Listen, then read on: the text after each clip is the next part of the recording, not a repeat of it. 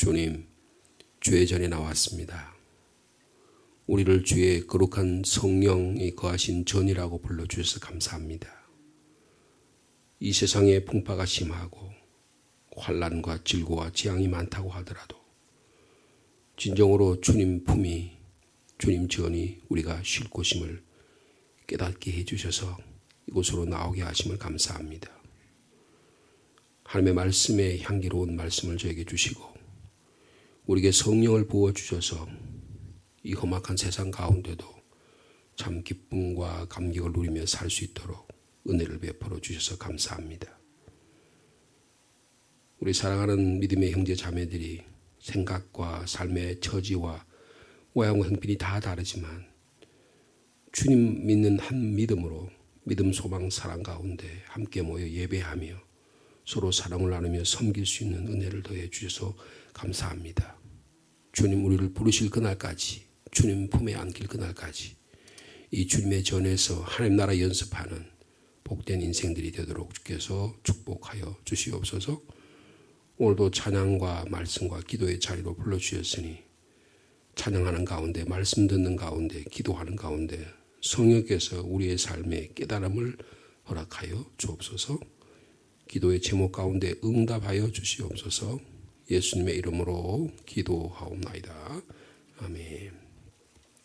오늘은 시편 15편의 말씀입니다. 시편 15편 다윗의 시 한 절씩 교독하시겠습니다.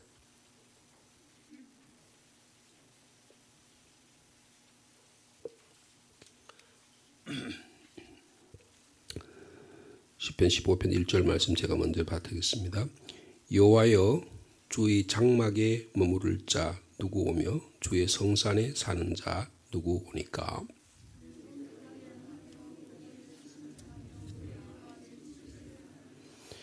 그의 혀로 남을 허물하지 아니하고 그의 이웃에게 악을 행하지 아니하며 그의 이웃을 비방하지 아니하며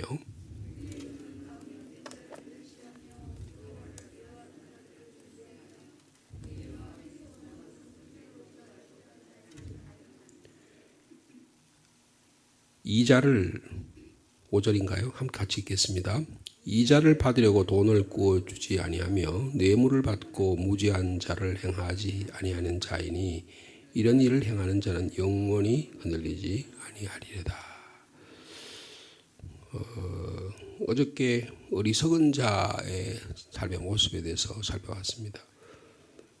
하나님이 없다. 하나님이 없다고 한다면 세상의 모든 것이 허용될 것이다. 이런 우리가 이 세상에 살고 있다고, 그리고 이런 일들이 무신론의 시대에 우리가 하나님 믿고 산다는 게 뭔가 하는 것을 살펴봤습니다. 오늘은 하나님의 전에 거한다는 게 뭔가, 주님의 몸된 교회에 나온다는 게 도대체 무슨 뜻인가. 몸된 교회에 나올 때마다 내가 정말 교회에 나와서 무엇이 중요하고 무엇을 판단하고 살아가야 할 것인가. 주님 앞에 나올 때 우리는 무엇이고 또 무엇이어야 하는가, 이런 생각들을 하면서 주님 전에 나온다면 아무렇게나 함부로 주의 전에 출입하지 않게 될 것입니다. 그러면 오늘 5절 마지막 말씀처럼 이런 일을 행하는 자는 영원히 흔들리지 아니하겠다, 그렇게 말씀합니다. 세상이 참 흔들거리잖아요. 흔들거리지 않는 곳이 하나도 없습니다. 한국 사회만 봐도 정치, 경제, 사회, 문화 하루도 편할 날이 없습니다. 새로운 정부가 들어오고 나서 대통령의 인기가 30% 밑으로 이렇게 해가지고 지금 곤두박질 치기 시작하는데 정신을 차릴 수가 없어요. 상대방 당에서는 어떻게 하면 상대방의 칼을 무너뜨릴까? 그렇게 하면 상대 당은 또 온전하냐? 말하는 걸 보면 이거는 초등학교 수준도 안 되는 그런 이야기를 가지고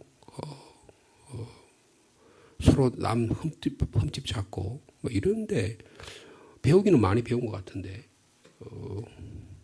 하는 행동이나 이런 것을 보면 너무 유치하고 야 어떻게 정치의 수준이 이 정도밖에 되지 않을까 할 정도로 참담하기가 그지 없습니다. 교회는 어떤가? 주의 장막과 주의 성전에 사는 우리의 삶은 어떤가 하는 것을 살펴본다면 우리가 남 이야기, 뭐 정치, 경제 이런 이야기 할 이유가 별로 없다고 말할 정도로 우리가 다시 한번 우리 자신을 되돌아 보아야 한다고 생각이 됩니다. 누가 하나님과 살기에 합당한가? 여러분 하나님 이 말씀 오늘 주신 말씀에 비추어 본다면 여기에 보면 11가지의 우리의 삶의 모습을 하나하나 이렇게 말씀해 주고 있는데 여기에 비춰 본다면 오직 예수 그리스도를 통해서만 하나님의 거룩한 전에 이룰 수 있다는 사실을 말씀해 주고 있습니다. 하나님과 같이 살 수 있는 사람, 이 사람은 오직 예수 그리스도 안에 있는 사람을 통해서만 일어날 수 있다는 것을 오늘 본문은 말씀해 주고 있는 것입니다. 거기 2절 말씀 같이 읽어볼까요? 시작. 정직하게 행하며 공의를 실천하며 그의 마음의 진실을 말하며. 구약에서 이야기하는 하나님의 사람의 가장 일반적인 특징은 3가지입니다. 정직하게 행하고 공의를 실천하고 그 마음의 진실을 말하는 것입니다. 여기에 정직하게 행한다고 하는 이 말은 탐밈이라는 말을 쓰는데 이 정직하게 한다고 하는 예물을 드릴 때 흠이 없는 예물을 드리는 것을 말하는 것입니다. 하나님과의 관계에서 거리낌이 없다는 뜻입니다. 성경에 구약에 이런 인물이 몇 분이 나옵니다. 노아가 그런 사람이라고 성경 기록하고 있습니다. 창세기 6장 9절에 당대의 온전한 자다 그렇게 표현하고 있습니다. 그 시대의 의로운 사람을 노아라고 표현했고 그 노아와 그의 가족을 통해서 하나님은 이 죄악 많은 험악한 그리고 하나님을 배반한 시집가고 장가가는데 일상의 삶에 매몰돼서 하나님과 관계없이 하나님의 심판을 생각하지 않고 살아가는 그들을 향해서 노아라는 사람을 통해서 이 사람은 정직하게 행했다. 그렇게 주님께서 판단하시고 그를 통해서 하나님이 구원해 주신 것을 볼 수가 있습니다. 욥이라는 사람이 등장합니다. 온전하고 정직하여 하나님을 경외하고 악을 떠난 자라고 성경 우리에게 소개하고 있습니다. 우리의 오늘의 시대의 삶 가운데 노아 같은 사람 또 욥과 같은 사람을 하나님은 기대하고 계시다는 것입니다. 창세기 25장 27절의 말씀을 보면 야곱을 소개하는데 이렇게 말해요. 그는 조용한 사람으로 장막에 거했다. 그런 표현을 합니다. 단순히 장막에 살았다라는 뜻이 아니고 하나님과의 관계에 있어서 그리고 사람과의 관계에 있어서 나름대로 의로운 삶을 살았다는 것을 말씀해 주고 있습니다. 하는 행동을 보면 아주 속이는 일의 전문가이지만 하나님의 눈으로 보면 온전한 사람으로 장막에 거했다라고 말할 정도로 정직한 삶의 온전한 삶을 살았다는 거예요.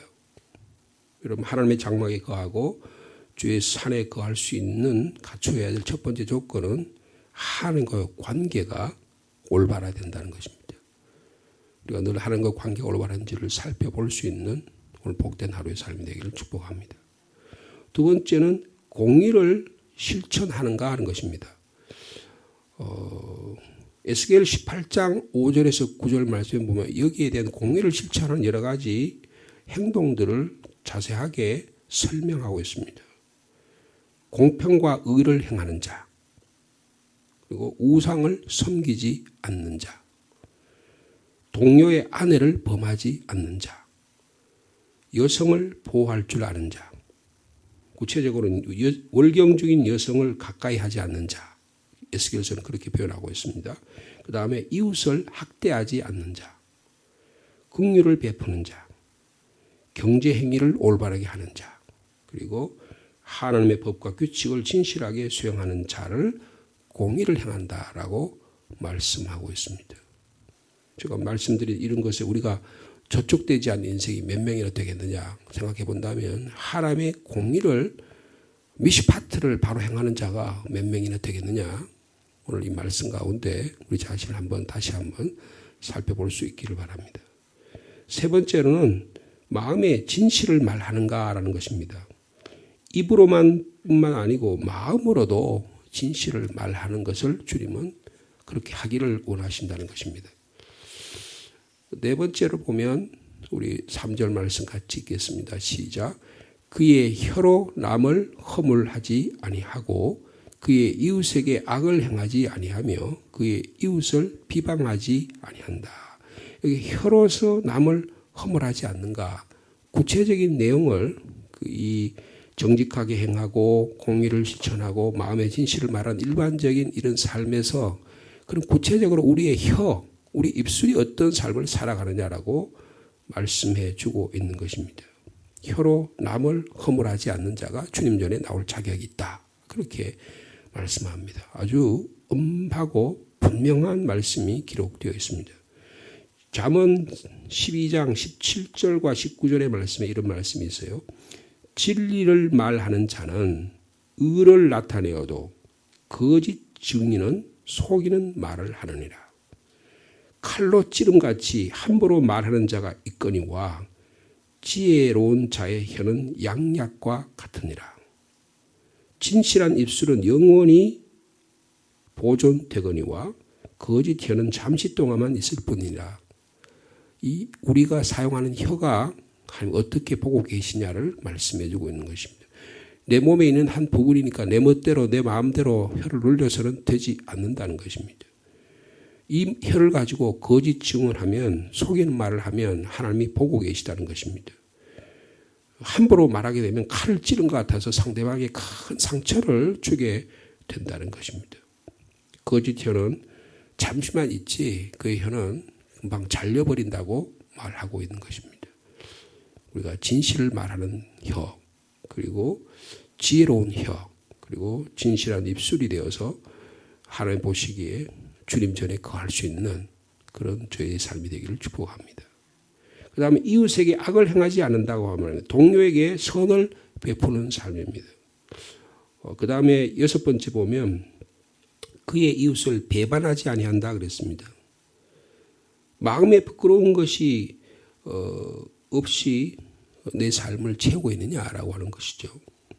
그래서 잠언 4장 23절에 무릇 지킬 만한 것 중에 더욱 내 마음을 지키라. 생명의 근원이 이에서 남이라고 말씀해 주고 있습니다. 여러분, 우리가 우리의 마음을 지켜야 우리 입술이 이웃을 향하여 악을 행하지 않고 비방하지 않는 것다는 것입니다. 마음을 지키는 일이 가장 어려운 일일 것입니다. 오늘도 주 성령께서 말씀을 통해서 우리의 마음을 지키는 파수꾼을 역할을 감당할 수 있는 복된 저 여러분의 삶이 되기를 축복합니다. 어떻게 하면 마귀 사탄은 우리의 마음을 빼앗아서 그리스도인의 마음을 빼앗아서 하나님의 나라를 침범하고 하나님의 영역을 빼앗고 우리를 그들의 수하에 만들 것인가. 이것이 악한 마귀 사탄들을 이단 사슬들의 하는 일이라고 볼 수 있습니다. 그 다음에 7번째 보면요. 그의 눈은 망령된 자를 멸시한다. 그렇게 우리 4절 말씀 같이 읽을까요? 시작. 그의 눈은 망령된 자를 멸시하며 여호와를 두려워하는 자들을 존대하며 그의 마음에 서운한 것은 해로울지라도 변하지 않는다. 여기에 눈이 나옵니다. 앞에 혀가 나왔다면 우리가 그 다음에 신체기관에 눈을 비유로 들어서 말씀합니다. 그의 눈은 망령된 자, 우리의 안목이 고드냐 그런 것입니다. 여러분, 눈이 굴절 현상이 생기면 눈에 뭔가 이상이 생기면 사물이 제대로 보이지 않잖아요. 사물이 제대로 보이지 않으니까 판단력이 흐려지게 되는 것입니다. 정확하게 읽고 정확하게 볼 수 있는 눈이 있어야 되는 것인데요. 그런데 우리는 주로 왜곡된 눈으로 곡해된 눈으로 세상을 보게 되고 나 자신을 보고 사람을 보게 되는 것입니다. 그래서 사무엘상 16장 7절에 이런 말씀이 있어요. 사람은 외모로 보거니와 나 여호와는 중심을 보신다라고 말씀하고 있습니다. 사무엘도 사람을 볼 때, 그 이세의 가족, 자녀 가운데 그 맏아들이 너무 잘생겼어요. 그리고 현출해요. 그리고 좋은 대학 나왔어요. 앞으로 전망이 밝다고 동네 사람들이 다 이야기해요. 아버지가 제일, 그 집에 아버지가 제일 추천하는 아들이 맏아들입니다.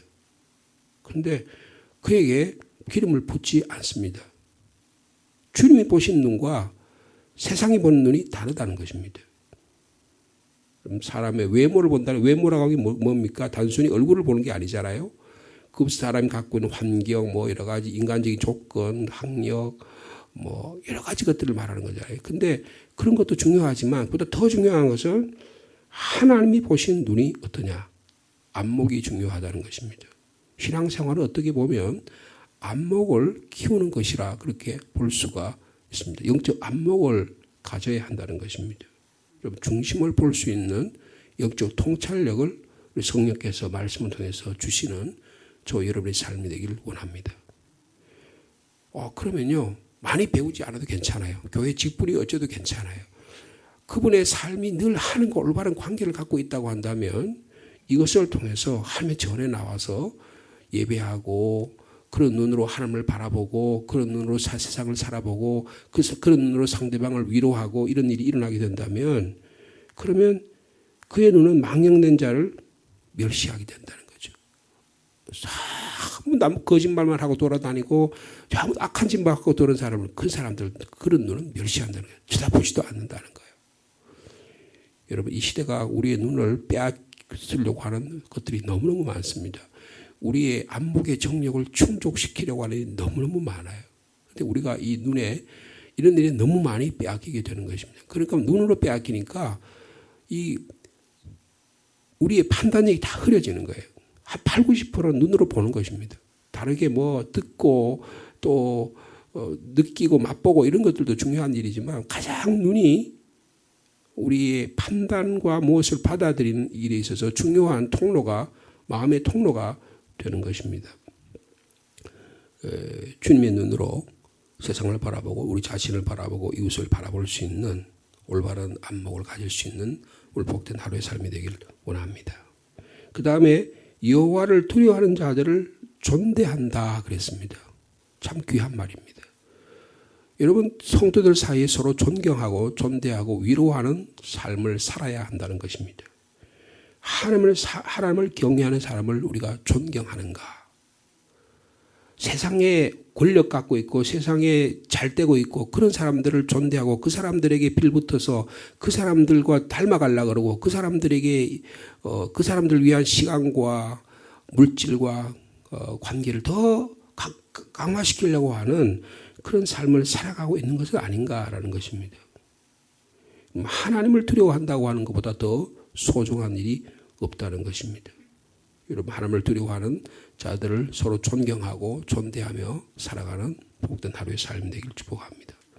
교회가 하나님을 두려워하는 자를 존대하면 서로가 위로하고 격려할 수가 있게 될 것입니다. 그 다음에 9번째는 그의 마음에 서원한 것은 해로울지라도 변하지 아니한다라고 말씀하고 있습니다. 다시 말하면 우리의 입술이 보증 수표가 되어야 한다는 것입니다. 저 사람이 하는 말은 무슨 말을 하더라도 믿을만하다. 경험을 해보니까 저분이 하시는 말씀은 정말 어떤 사건과 어떤 상황이 있다도 마음의 그 상황에 따라서 자기의 입장에 따라서 이랬다 저랬다 손바닥 뒤집시 그렇게 하지 않는다라고 하는 그 입술의 말에 신뢰성이 있어야 한다는 것입니다. 하나님 앞에서 서원하고 다른 사람과 약속한 것을 지킬 줄 아는 그런 사회가 건강한 사회입니다. 여러분들 그 나라 사회의 건강한 것은 그 나라의 경제, 그 나라의 돈이 얼마나 가치가 있느냐라고 하는 거예요. 뭐 남미라든지 또 이 아시아의 남아시아 이런 나라들 가운데 부도가 나거나 제 경제가 파산되면 그 돈의 가치가 완전히 떨어지잖아요. 그러면 그 중앙은행에서 발행한 그 돈이 종이 조각보다 못할 정도로 가치가 없게 되는 것입니다. 그런데 그 나라의 경제가 그래도 건강하냐 안 하는 것은 그 나라의 돈이 세상에 나가서 세계에 나가서 신뢰할 수 있는 것입니다. 지금 미국의 달러를 많이 해가지고 지금 그것을 걷어들이기 위해서 지금 금리를 인상시키잖아요. 그러면 미국의 돈의 가치가 점점 강화되기 때문에 그걸 가지고 세계를 좌지우지하려는 거예요. 여러분, 우리의 삶 속에서 우리의 입술이 보증수표가 되어야 하는 것입니다. 그러면요, 어디 가서든지 시민교회에 있는 그분라고 말하면 그분이 보증수표가 되면 그 시민교회가 인정을 받고 그 시민교회를 통해서 하나님의 영광을 받게 되는 것입니다. 이런 마음에 소원한 것을 해로울지라도 변하지 아니하는 그런 믿음의 결단과 용기가 있기를 축복합니다. 이거 훈련하지 않으면 우리 입술을 훈련하지 않으면 결코 잘 되지 않는다는 것입니다. 그 다음에 10번째로 보면 이자를 받으려고 돈을 꾸어주지 아니하며 그렇습니다. 자, 우리 5절 말씀 같이 읽겠습니다. 시작. 이자를 받으려고 돈을 꾸어주지 아니하며 뇌물을 받고 무지한 자를 해하지 아니하는 자이니 그랬습니다. 이자를 받으려고 돈을 꾸어주지 않는 삶입니다. 이런 경제생활을 우리의 손을 통해서 경제생활을 말하는 것입니다. 교회 안에서 대단히 죄송한 말입니다만 제가 처음에 왔을 때 교회 안에 이 돈거리가 너무 많았어요. 그래서 성도들 사이에 이 돈거리로 인해서 마음에 그래서 예를 들어서 내가 저분에게 얼마를 빌려줬거나 했는데 저분이 제때로 어떻게 됐든 간에 어떤 사정이 있든 간에 돈을 갚지 않아요. 그러면 마음이 불편합니다. 근데 아예 내가 돈 띄있음 치고 돈 빌려주면 마음이 괜찮을 텐데 저 돈 빌려줬는데 이자 합쳐서 언제 안 갚노 생각을 하게 되면 마음의 관계가 너무너무 힘들어지게 되는 것입니다. 교회 안에서 만약에 그분의 삶이 너무 힘들고 어려워서 가난한 사람에게 돈을 빌려줬다고 한다면 이자를 받을 생각을 하지 말라는 거예요. 세상에는 이자 받고 이거 가지고 은행이 돈놀이 해가지고 은행이 지금 이 어려운 시대 가운데도 은행이 아주 굉장히 수익률이 높다 그러잖아요. 국가가 다 해가지고 그렇게 도와준데도 은행은 철저하게 해가지고 또 대출 받으면 은행 요새 금리가 올라갔으니까 거기에는 이자율을 가지고 은행이 먹고 살잖아요. 근데 교회는 그렇게 해서는 안 된다는 거예요. 가난한 사람에게 돈을 빌려줬을 경우에는 이자를 받을 생각을 하지 말라는 것입니다. 좀 더 적극적으로 이야기하면 저분이 너무 힘들어요. 그래서 회생에 힘들어요. 그러면 내가 얼마를 빌려줬으면 아예 그냥 저분을 위해서 희생한 돈으로 주라는 거예요. 그런 마음으로 만약에 돈 관계를 한다면 그런 마음으로 해야지 이걸 내가 언제 받을까 그 생각을 하면 마음에 불편해서 감당할 수가 없게 된다는 것입니다. 여러분 경제생활은 우리의 믿음의 척도가 되는 것입니다.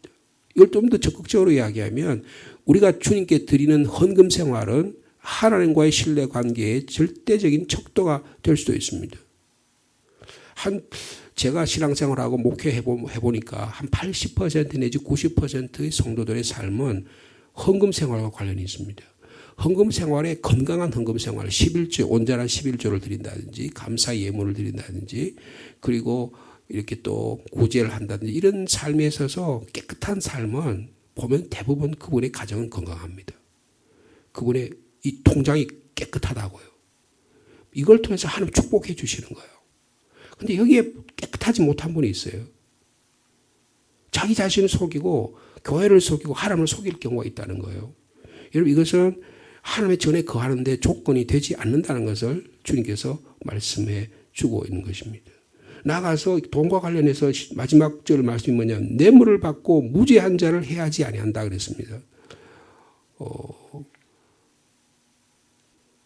관리가 되거나 갑의 위치에 있거나 이런 경우에 있어서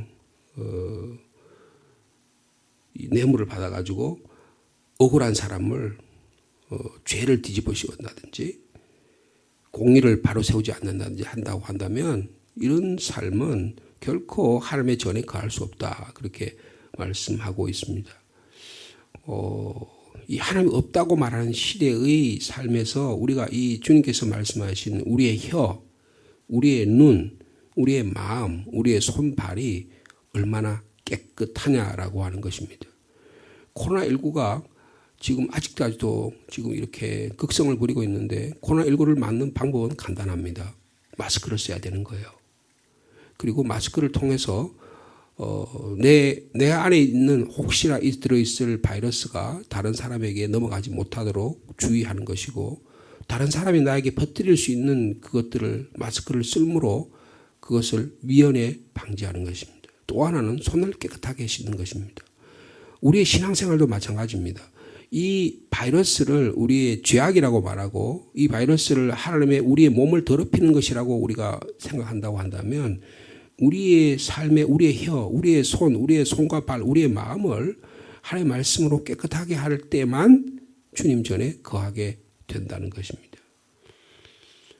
자, 우리 5절 후반절 말씀 마지막 이런 일을 같이 읽겠습니다. 시작. 이런 일을 행하는 자는 영원히 흔들리지 아니하리라. 모두에도 말씀드린 대로 예수님 이외에 이런 기준에 만족할 만한 아무 한 점 흠이 없이 완전한 삶을 살 수 있는 사람은 없습니다. 주님만이 우리의 주님이 되시고, 그러므로 우리가 담대하게 주님 앞에 나올 수가 있는 것입니다. 여러분, 오로지 은혜로만 주님 앞에 나아갈 수가 있다, 그렇게 말을 할 수 있습니다. 여러분, 우리가 잘 아신 말씀 히브리서 4장 16절 말씀 우리 마지막으로 찾아서 함께 읽도록 하겠습니다. 신약성경 히브리서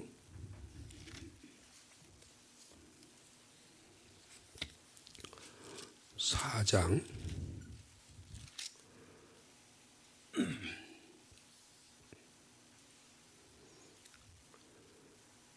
우리 14절부터 읽을까요? 히브리서 4장 14절 말씀도 16절 말씀까지 우리 한 목소리로 같이 읽겠습니다. 시작.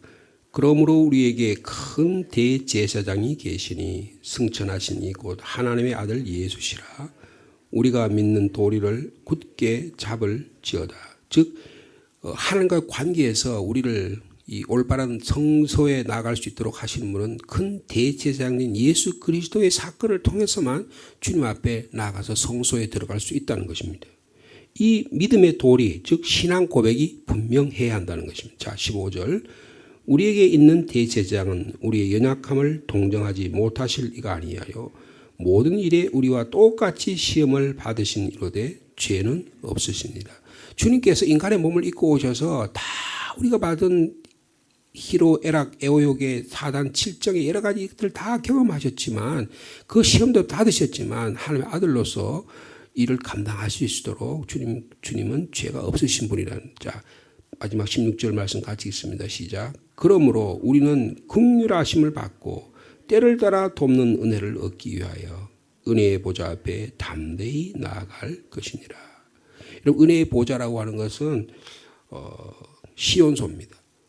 구약에 하나님께서 이 법궤의 덮개를 시온의 은혜의 보좌라고 말씀하고 있습니다. 1년에 한 번 대제사장이 거기 들어가서 피를 뿌립니다. 예수 그리스도께서 오셔서 이 성소에 있는 휘장을 위로부터 아래로 찢어 놓으심으로 말미암아 우리가 은혜의 보좌 앞에 대제사장만 들어가는 게 아니고 이제는 누구나 다 담대하게 나아갈 수 있다고 말씀하고 있습니다.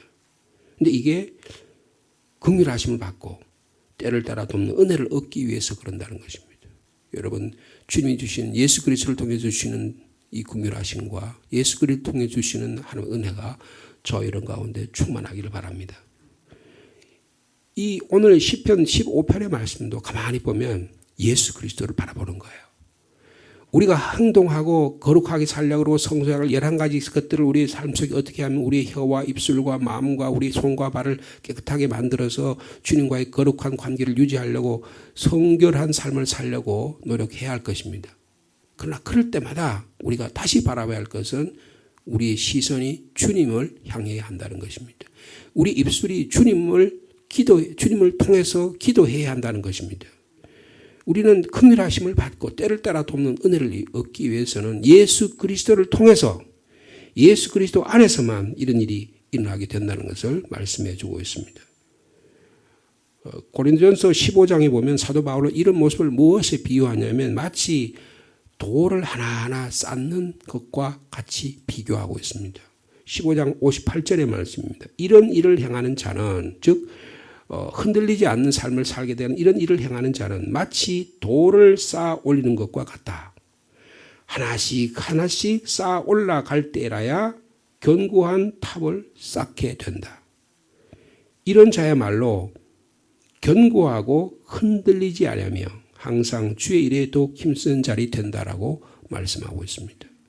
여러분 한결 하나하나의 삶 가운데 하나님의 말씀을 통해서 내가 하나님과의 관계가 어떤가, 이웃과의 관계가 어떤가, 나의 물질의 관계가 어떤가, 내 몸이 어떤가, 내 말이 어떤가 하는 것을 하나하나 살펴볼 수 있는 복된 하루의 삶이 되기를 축복합니다. 이것이 하나하나 쌓아가게 되면 견고합니다. 흔들리지 않습니다. 그러므로 그런 일을 통해서 하나님의 거룩한 일을 감당하는 일을 주님께서 맡겨주시게 될 것입니다. 우리에게 주어진 오늘의 하루의 삶 가운데서 여러분의 삶이 견고하고 흔들리지 않아서 주님 앞에 담대하게 나와서 주님이 주신 자비하심과 주님이 주시는 이 은혜를 긍휼하심을 마음껏 받고 복된 하루의 삶을 사는 저와 여러분의 삶이 되기를 축복합니다. 어저께 아마 문자를 통해서 받으시겠지만 우리 빌립 사구에게 임문주 집사님 부친 임영환 성도님 86세로 별세하셨습니다. 오늘 저희들이 경남 창녕에 있는 곳에 조문을 가려고 합니다. 오후 1시에 교회에서 출발하려고 합니다. 늘 위해서 기도해 주시면 감사하겠습니다. 기도하겠습니다. 하나님 아버지 감사합니다. 무신론의 시대입니다. 하나님 없이도 이 세상 잘 살 수 있다고 물질적인 풍요를 가지고 있으면 돈만 있으면 다 될 것 같이 여겨지는 이런 세상에 저희들이 살아갑니다. 그런 가운데도 하나님은 너희 나와의 관계가 진실하냐고 물어보고 계십니다. 주의 장막에 머무를 자가 누구며 주의 성산에 거할 자가 누구냐고 물어보고 계십니다. 저희들이 살펴본 11가지의 우리의 삶의 모습이 우리가 아무리 노력한다고 해도 완벽하지 못하며 공의롭지 못하며 정직하지 못하며 우리의 마음에 진실하지 못함을 주님이 아십니다. 예수 그리스도를 통해서 우리에게 주신 이 긍휼하심의 자리로 나아갈 수 있도록 주님이 축복하여 주옵소서. 때를 따라 돕는 은혜 얻기를 원합니다. 주님의 은혜의 보좌 앞에 담대하게 나아가서 우리의 연약함, 우리의 부족함, 우리의 주님께 아뢰는 내용들을 마음껏 아뢰는 이 시간이 되도록 주께서 축복하여 주시옵소서. 하나님 없이도 살아가려고 하는 이런 시대에 우리는 하나님 믿고 살아가는 저희들이 되게 도와주시고 예수 그리스도를 통해서 나타나는 하나님의 놀라운 사랑 우리가 증거하며 살아가도록 축복하여 주옵소서.